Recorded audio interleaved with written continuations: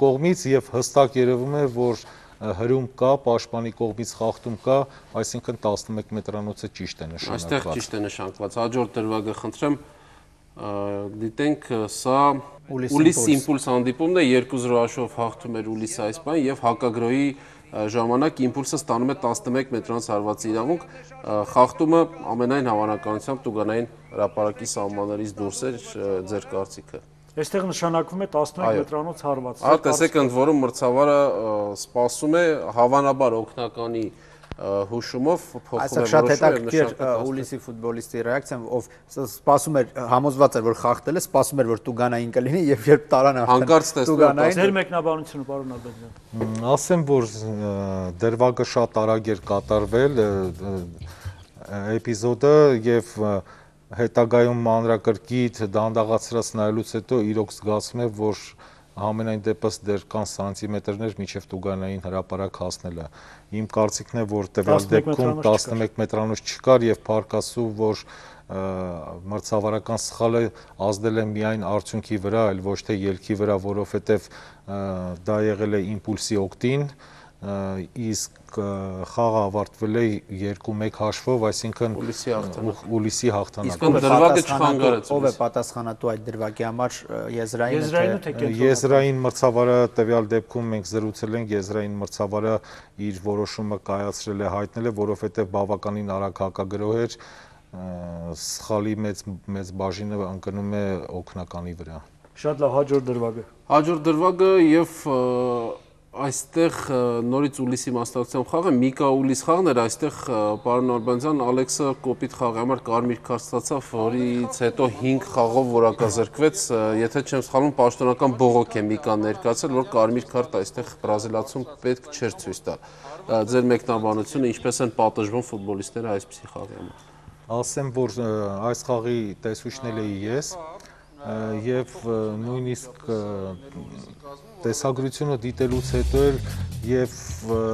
երբ դիտում ես զգացում ես, որ մրցավարը տվյալ դեպքում նորից Արման Ամիրխանյանն է եղել, ճիշտ է վարվել դրվագում, որովհետեւ սա կանոնների լուրջ խախտում էր, պարտադիր չի դա միտումն եւ դա անմիջապես սպառնում էր խաղացողի առողջությանը եւ ասեմ տվյալ դեպքում եթե չեմ սխալվում Դավիթ Գրիգորյանն էր լուրջ վնասվածք է ստանում, գլխից արյունահոսություն եւ դրանից հետո նա լքում է խաղադաշտը։ Ես կարծում եմ, որ տվյալ դրվագում մրցավարը ճիշտ է վարվում ցույց տալով կարմիր քարտ։ Ես հիմա կխնդրեմ շատ արագ ամփոփենք մրցավարական սխալներ, որոնք կուտակվեցին եւ այս առողջության վերջին տուրերում դարձել են մեր ֆուտբոլային աշխարհի քննարկման հիմնական թեման։ Ինչ լուծումներ կա, ինչ շարունակություն։ Պարոն Ալբանդյան, կարող է մենք նորից այն իրավիճակին հանդիպենք, ինչ եղավ անցյալ տարի, երբ ամբողջ մրցավարական կորպուսը որակազրկվեց, հեռացվեց։ Ես չեմ կարծում, որ վիճակը այդպես բարդ է ու անելանելի, որովհետև ես ասացի, ուղղակի երևի պատահականության բերումով այդ սխալները, մրցավարները ամբողջ մրցաշրջանի ընթացքում մի սխալ են արել եւ բոլորը համընկել է հենց վերջի 2 տուրերում։ Ես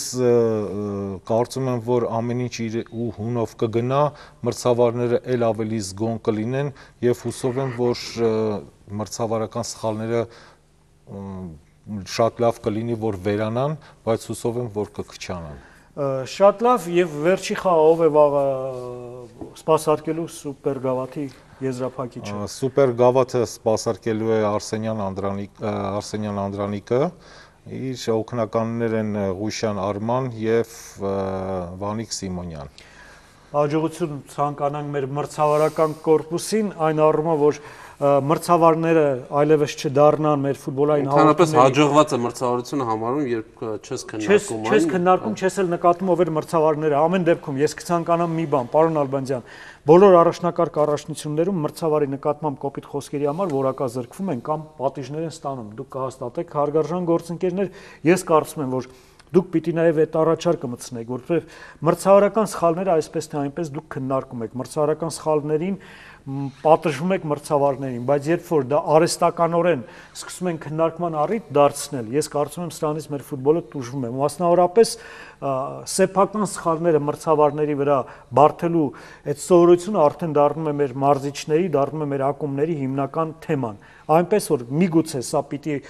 մրցավարը իր գործը պիտի անի, խաղացողը իր գործը մարզիչը իր գործը, ամեն մեկը իր գործը, բայց երբ որ իր գործը թողած նա սկսում է անդադ մրցավարի վրա իր գործը գցել, սա կրկնակի երակի բեռ է դառնում մրցավարի եւ այս հոգեբանական այս ամբողջ կուտակումը ես կարծում եմ հիմա ցույց է եւ լարվածություն է ստեղծում ավելորդ արհեստական լարվածություն է ստեղծում։ Ես ձեզ ասեմ, մրցավարական թիմն էլ, մրցավարամերն էլ է մի թիմ, երբ դիտում ես տարբեր